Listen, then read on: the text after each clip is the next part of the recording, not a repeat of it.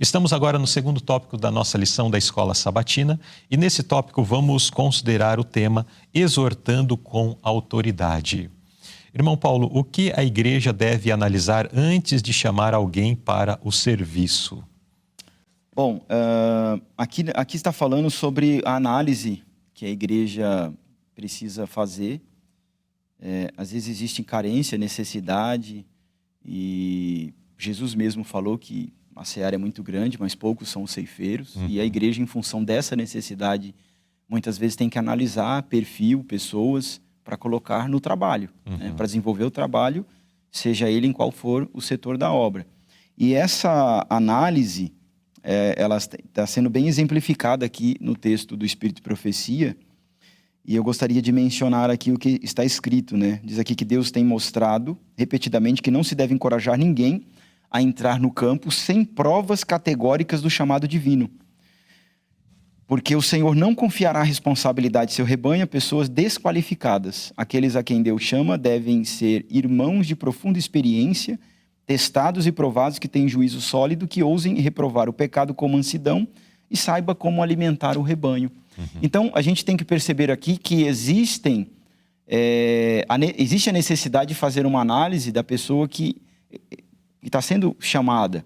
Então, ela tem qualificação, tem conhecimento prático da Bíblia, do Espírito de Profecia, ela tem o que passar, tem um pouco de conhecimento das profecias, de doutrina, para quando precisar ensinar as pessoas receberem genuinamente esse ensinamento.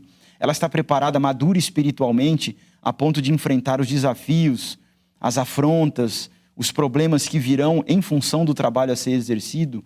Então, acredito que a igreja precisa fazer essa análise para não colocar uma pessoa de forma imprudente para cuidar de outras pessoas, né?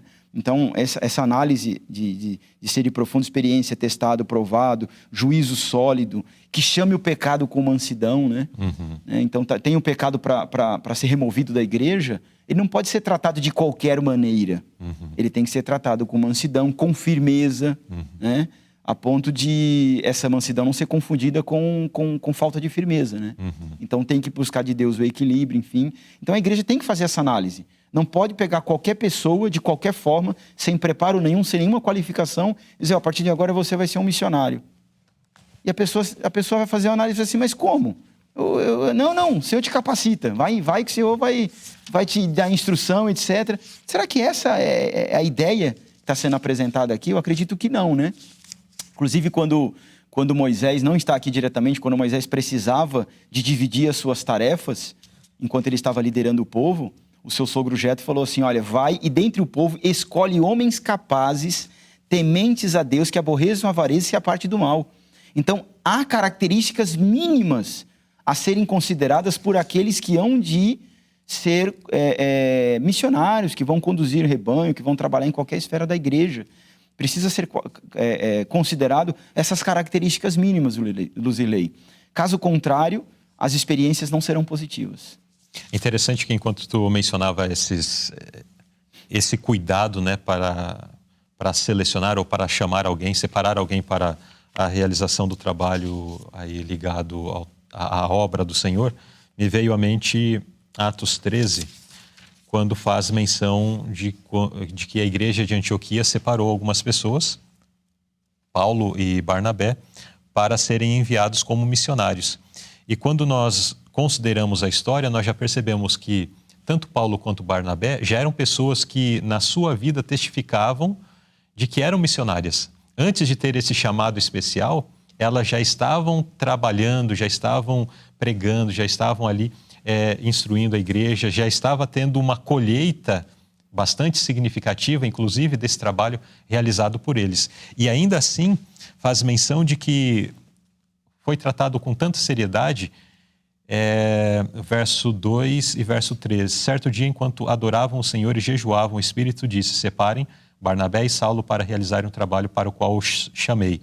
Então, depois de mais jejuns e orações, impuseram as mãos sobre eles e os enviaram em sua missão. Então, na sua vida, esses homens já haviam testificado dessas características mencionadas aqui. Eram pregadores, eram pessoas que ensinavam, eram pessoas que tinham o juízo sólido, né, como sim. posto aqui. reprovavam o pecado com mansidão, enfim, e outros atributos mais que poderiam ser mencionados. E ainda assim eles oraram, eles jejuaram em favor deles para que o trabalho realmente fosse bem realizado. Mas às vezes corre-se o risco, Paulo, de que por alguma razão o trabalho não é exatamente bem executado. Por isso vem inclusive uma segunda parte da pergunta aqui.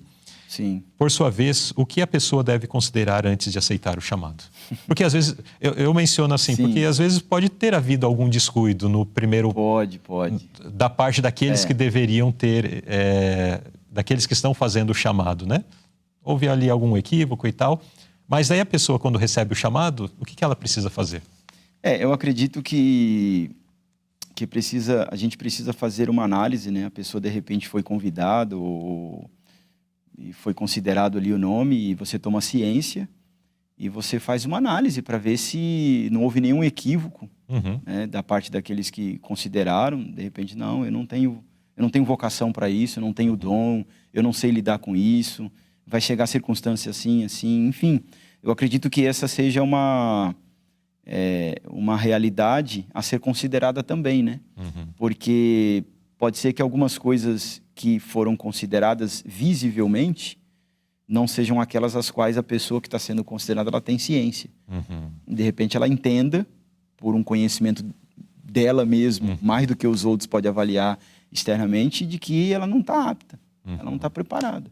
De repente ela entende que precisa de dar um passo a mais na sua espiritualidade, que não é aquele momento ainda, que ela precisa melhorar ainda a sua experiência com Deus, a sua proximidade com Deus. De repente ela entende, bom, eu até entendo que eu posso fazer esse trabalho, mas primeiro eu preciso ir para o seminário teológico, me preparar, me capacitar. Eu preciso ainda estudar profecia, doutrina, porque quando me perguntarem sobre algumas coisas da fé, eu não vou poder responder, porque eu não tenho preparo para isso. Então, possivelmente, a pessoa pode fazer essa análise e entender que ainda não é aquele momento, fazer ainda um preparo melhor para poder atender melhor a causa, se porventura fosse concretizado aí esse chamado, né? Então, eu acredito que seja essa um pouco dessa vertente aí de pensamento dentro dessa segunda parte aqui, dessa análise que a pessoa deve fazer em função de uma perspectiva de um chamado ou não para o trabalho, né? A gente entende que existindo o chamado, precisamos ter essa prontidão, né? Senhor, eis-me aqui, envia-me a mim. Mas precisamos também refletir com mais solidez sobre tudo isso, para que nós mesmos não venhamos a nos colocar numa situação que depois também não vamos dar conta na sua amplitude por coisas que, como disse o irmão Paulo, às vezes nós conhecemos a nossa individualidade, do caráter e de coisas ainda que precisam ser, que precisa haver ainda um crescimento maior espiritual, né? Então aqui a lição ela coloca esse ponto como uma questão de prudência. Pergunta B. Contra que perigo Pedro advertiu os que trabalhavam na vinha do Senhor? Aqui existe uma advertência de Pedro, falando não por força, mas voluntariamente, nem por top ganância, mas de ânimo pronto.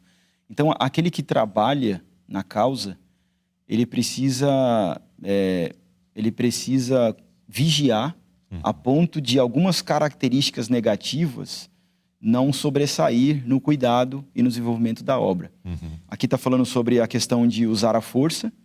Porque às vezes a pessoa fala assim, não, é uma pessoa zelosa. Sim. Não, e o zelo é uma característica necessária. Importante. Mas às vezes a forma com que a pessoa age com o zelo é sem entendimento, é pela força. Exato, a forma como a pessoa aplica esse zelo, né, ela pode trazer prejuízo muito grande. Por exemplo, na primeira fase de Pedro, de João e outros, Senhor, quer que desça fogo do céu, vamos consumir essa raça aqui que não recebeu e tal. Será que esse espírito era o espírito adequado para aquele que iria liderar a igreja? Não. Então, será que essa força, o forçar ali as pessoas a aceitar, etc., a gente não está querendo tomar o lugar da ação do Espírito Santo? Então, isso aqui é um cuidado. E o outro cuidado aqui é a questão da ganância. A ganância é algo, um dos mais desastrosos, né? A gente vê lá no livro Vida e Ensino, quando fala sobre as tentações, especialmente daqueles que lidam com almas, que são missionários, ministros, são sujeitos, que Satanás ele trabalha especialmente no contexto da ganância, para prejudicar aqueles que estão exercendo o trabalho. Por exemplo, ele fala para os seus anjos maus, olha, se o ministro está lá fazendo o trabalho e tal, se ele quer dinheiro, dê dinheiro. Se ele quer terras, dê terras. Se ele quer isso, dê. Ou seja, dê aquilo que for necessário para ele, para que o foco dele, principal, que é salvar almas, seja desviado. Seja colocado em segundo plano. Uhum. Isso aqui é um perigo muito grave, muito sério. Porque aquele que está trabalhando nesta causa, ele precisa de uma forma especial de exclusividade no seu coração. Porque, caso contrário, ele não vai conseguir fazer o trabalho bem feito. E não vai conseguir desenvolver o trabalho da obra de forma satisfatória, a ponto de trazer resultados, de ganhar almas. Ele vai fazer um serviço, desculpa a expressão, meia boca.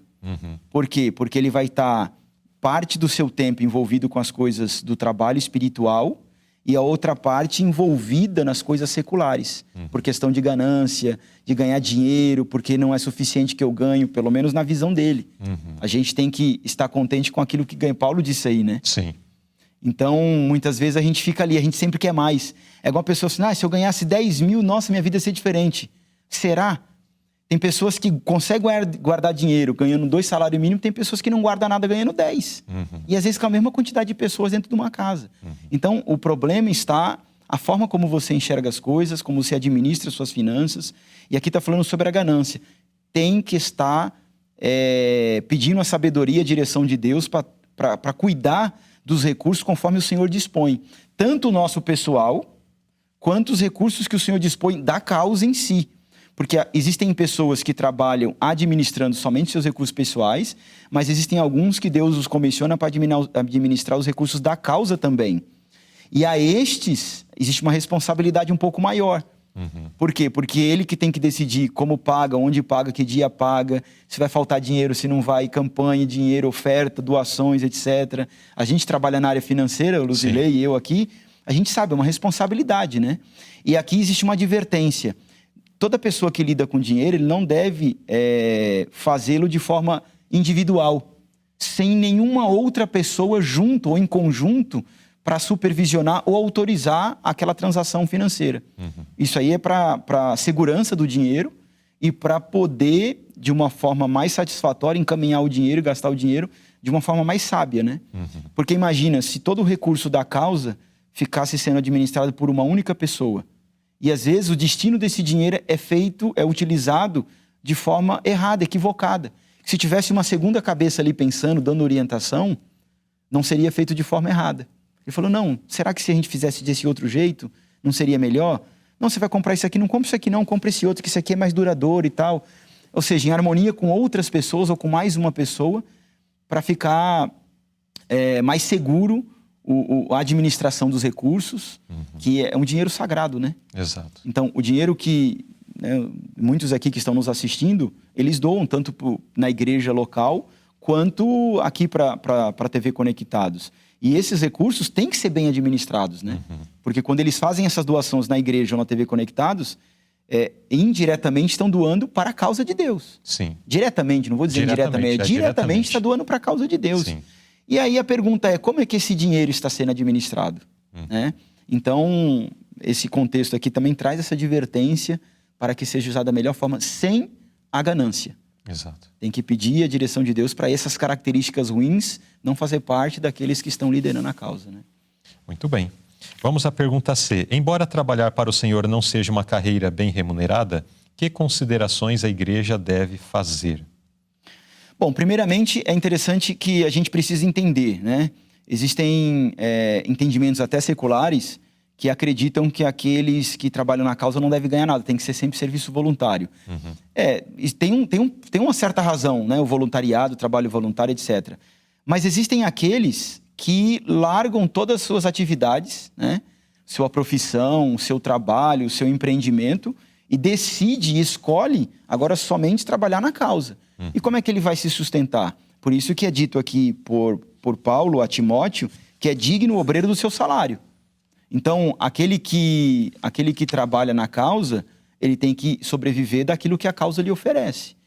Agora, esse é o primeiro aspecto, né? Então, aquele que trabalha na causa, na obra de Deus, seja ele em qual for a frente, ele precisa ter a sua manutenção custeada pela causa que ele está dedicando sua vida. Agora, o segundo aspecto, esse custeio, ele tem que ser um custeio justo, né? Uhum. De forma que ele consiga suprir as suas necessidades mínimas de sobrevivência aqui, né? Por exemplo, o missionário, ele prega, ele se apresenta para o povo de terno e gravata. Então, ele tem que ganhar uma remuneração razoável, que ele consiga comprar um terno e uma gravata para ele poder se apresentar adiante. Estou citando um exemplo, né? E que não é uma roupa tão barata, né? Não é uma roupa tão barata, né? Por exemplo, o missionário precisa fazer visitas. Uhum. Hoje em dia, você não consegue fazer viagem, até consegue, mas é questão de agilidade e praticidade, sem ter um veículo simples que seja, para você colocar combustível e fazer visitas, né? Existem pessoas que moram, são membros isolados, são visitas longe da igreja, e antigamente, quando não havia possibilidade de ter carro, você gastava, às vezes, um dia para fazer uma viagem que demoraria, às vezes, 2 horas de carro. Olha o tempo que você ganha hoje, né? Sim. Então, esse recurso serve também para ele poder ter um meio de transporte, um meio de locomoção, a ponto de visitar, de transportar um enfermo, de fazer visita no hospital, fazer visita para um doente em casa, de levar Santa Ceia para uma pessoa que não pôde ir para a igreja, que está em casa enferma. São N objetivos que você pode desenvolver com um recurso justo que você recebe, que, na verdade, ele é revertido em ação direta para atendimento ao povo, às pessoas. Pelo menos esse é o objetivo principal, né? Sim. É claro que você depois, futuramente, se aposenta, você tem que ter um cantinho para você morar com sua família, etc. Mas, em específico, a nossa remuneração, enquanto missionários, ela é revertida em ações diretas para benefício da comunidade que nós estamos ali atendendo. Essa é a realidade, né? Muito bem. Então, neste segundo tópico, nós vimos algumas questões relacionadas aí às autoridades e especialmente ao cuidado com as finanças, né? Alguns aspectos bastante importantes e que nós precisamos, então, buscar seguir para que haja de forma... Porque existem implicações mais adiante que não são mencionadas na lição, né? Mas são implicações que fazem parte desse contexto, que diz respeito à questão de haver recursos nos celeiros do Senhor para que a obra avance e o trabalho seja realizado. Agora, quando existem falhas nesses processos mencionados, principalmente na pergunta B e na pergunta C, isso faz, inclusive, com que haja retenção. Sim. Às vezes as pessoas não veem uma boa administração, retém. É claro, não é uma justificativa, porque entendemos que o recurso precisa ser colocado aos pés de Cristo. Mas acontece mesmo. Acontece. E não estamos aqui para julgá-lo de uma forma a falar, apesar de que existe a obrigatoriedade, né? Corta-se a minha frase aí, mas existe esse nosso compromisso para com Deus. Então, mas os recursos precisam ser administrados de uma forma correta. Os missionários também precisam receber desse sustento para que possam fazer o seu trabalho sem a preocupação se vai ter o pão para colocar na mesa da sua família ou se vai ter o mantimento para, de repente, poder oferecer. Compartilhávamos uma experiência, né, de uma situação onde um missionário não tinha o recurso suficiente para poder oferecer uma refeição ali que comportasse visitantes no seu lar. Então, será que isso é justo, né? Situações como essas, apenas exemplos, mas precisamos agir de tal forma, da forma correta, para que de fato a bênção de Deus possa vir sobre a sua causa de uma forma completa, de uma forma ampla.